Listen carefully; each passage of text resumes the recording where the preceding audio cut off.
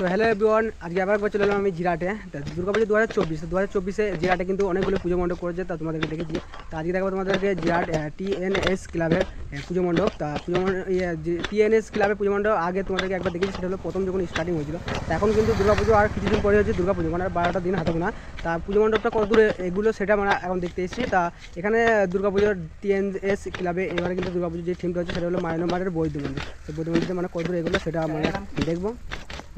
আর এটা অ্যাকচুয়ালি মানে বলাগড় পড়ছে, মানে জিরাট নয়। আমি তো জিরাট থেকে এলাম তাই জিরাট বলছি, কিন্তু এটা হচ্ছে বলাগড় পড়ছে অ্যাকচুয়ালি। আর হচ্ছে যে জিরাট স্টেশন থেকে আসতে গেলে এখানে আমরা টোটো যদি আসবো তাহলে মিনিমাম 10 মিনিট লেগে যাবে। তো আমি রুমে এলাম, আর এটা অ্যাকচুয়ালি বলাগড় পড়ে যাচ্ছে। কিন্তু আমরা মানে অনেক দূর থেকে আসতে আমরা বুঝতে পারি না কোনটা মানে কোন এরিয়া পড়ছে, বাট আমরা যেখানে আসি সেইখান থেকে মানে ধরে নিই। তো আমরা কিন্তু জিরাট এলাম।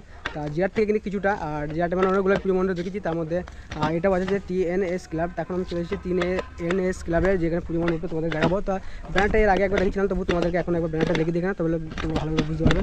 সেই জন্য ব্যানারটা যেহেতু লেখা রয়েছে যে সারিদা দুর্গোৎসব কালিয়াগড় পূর্বপাড়া সর্বজনীন দুর্গা উৎসব কমিটি টিএনএস ক্লাব। কালিয়াগড় আমাদের বলাগড় পড়ে যায়, বলাগড় কালিয়াগড় বলাগড় হুগলি। তো এখানে যে থিমটা আছে সেই থিমটা হচ্ছে যে 2024 সালে বিশেষ আকর্ষণ মায়ানমারের বৌদ্ধ মন্দির আগে বলেছিলাম। তো এটা হচ্ছে কালিয়াগড় পড়ে যাচ্ছে, সরি বলাগড় বলছিলাম, বলাগড় কিংবা কালিয়াগড় যা তোমাদের একটা পড়ছে আমি বুঝতে পারছি না, বাট এটা যদি জিরাট নেই। সো আর এখানে যে থিমটা হচ্ছে সেই থিমটা হলো এখানে সামনে তোমাদের দেখাচ্ছি, দেখতে পেলে থিমটা। আর দেখো একদম খতরনাক হচ্ছে একদম থিমটা।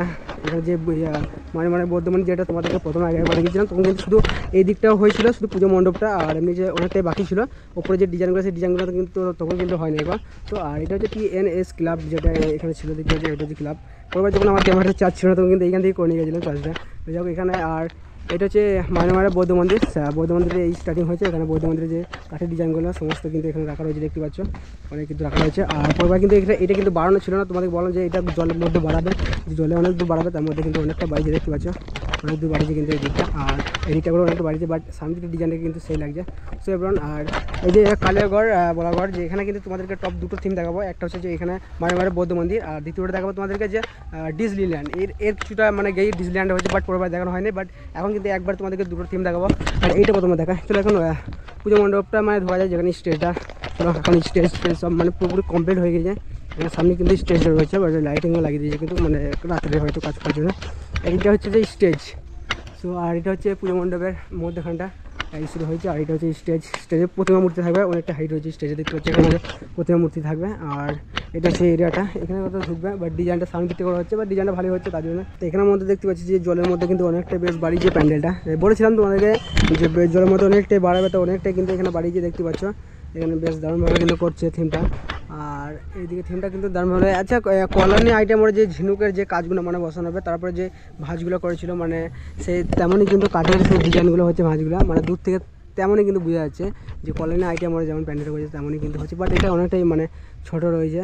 আর ওই দিকটা দেখতে পাচ্ছ, ওই দিকটা বাড়ানো হয়েছে। আর এইদিকে কিন্তু এখনও পর্যন্ত সিম্পল নামানো রয়েছে। এইখানটা করে কিন্তু যে বৌদ্ধ মন্দিরটা দেখতে পেলে, যেখানে দেখালাম ইয়েটা ব্যানারটা, তেমনই কিন্তু এইখানটা করা হচ্ছে।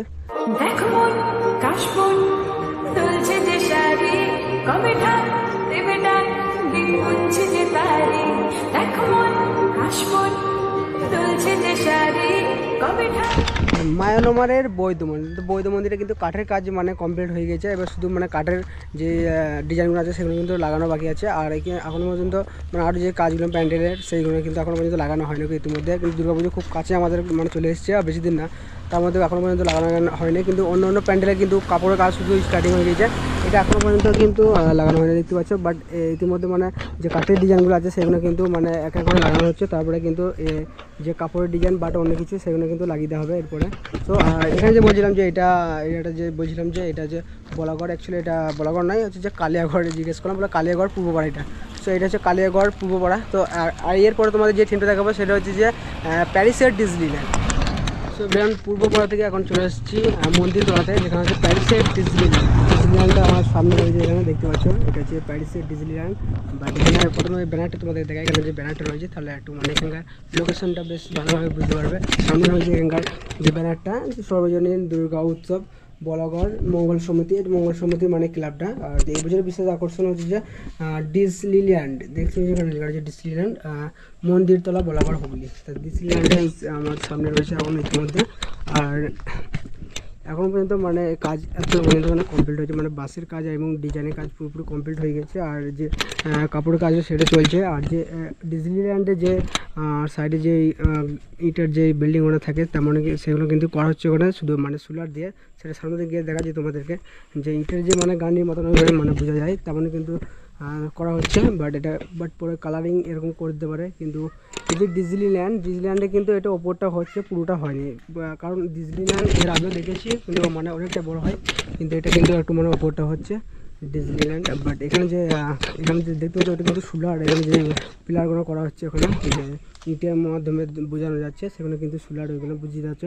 আর এগুলো কিন্তু পুরোটা করবে। এটা হচ্ছে ডিজনিল্যান্ড বাট পুরোটা কমপ্লিট হয় না, পুজো দেরি আছে। তার ইতিমধ্যে তোরা কমপ্লিট হয়েছে, নিচে থেকে শুরু করছে তারপরে ওপরে হবে। বাট এখানে তারপরে লাইটিং ফাইটিং বাদ দিতে পারে। সো ভেতরে ঢোকা যাক, এবার ভেতরে দেখা যাক ডিজনিল্যান্ডটা কেমন হচ্ছে ভেতরটা। ইতিমধ্যে কিন্তু এটা সোলার কাজটা শুরু করেছে। আর এমনি প্যান্ডেলের যে কাপড় কাজ সেটা কিন্তু করে দিয়েছে, তারপর সোলার কাজ এর উপরে কিন্তু কালারিং করা হবে, যে সোলারগুলো দেখতে পাচ্ছে তারপর কালারিং করাবে। আর এই পুজো মণ্ডপে কিন্তু যে স্টেজটা আর ডিজনিল্যান্ডের উপরে যেগুলো থাকবে সেগুলো ওখানের মধ্যে তৈরি করা রয়েছে, দেখতে পাচ্ছ ওপরে রয়েছে। সো সেই লাগছে কিন্তু ভেতরে কিন্তু অনেকটাই বড়। আর উপরে কিন্তু দারুণ লাগছে, বেশ মনে হচ্ছে একটু সুতো দিয়ে করেছে সেইভাবে মনে হচ্ছে, কিন্তু না আছে অ্যাকচুয়ালি এটা হচ্ছে যে কাপড়ের। ভেতরের কাজটা কমপ্লিট, শুধু এখানটা বেশ যেখানে লাইটিংটা সেটা দেবে এখন যে নয় ওটা আমি কাজের জন্য দিয়ে যায়, এখানে যে লাইটিং দেবে এখানে হচ্ছে প্রতিমা মূর্তিটা থাকবে। বেশ এখানে ভেতরের কাজ পুরোটা কমপ্লিট হয়ে গেছে। আর স্টেজের কাজটা কিছুটা মানে যেগুলো গার্ডিংগুলো সেগুলো দেওয়ার বাকি আছে, তাহলে কিন্তু কমপ্লিট হয়ে যাবে। আর যে সাইডেগুলো বাকি আছে তারপর ভেতরের কাজগুলো পুরো কমপ্লিট হয়ে যাবে। তারপর হচ্ছে যে উপরের কাজটা কিন্তু তারপর কিছুটা বাকি আছে।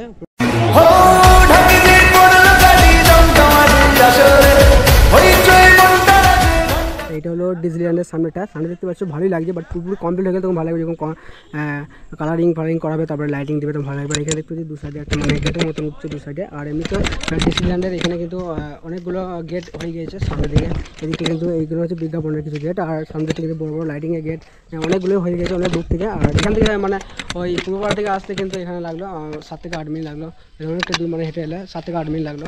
আর এখানে ডিজনিল্যান্ডে দেখতে পাচ্ছ, এখানে তোমাদেরকে দুটো মানে থিম দেখালাম, একটা হলো মায়ানমারের বৌদ্ধ মন্দির আর একটা হলো প্যারিসের ডিজনিল্যান্ড দেখতে পেলাম।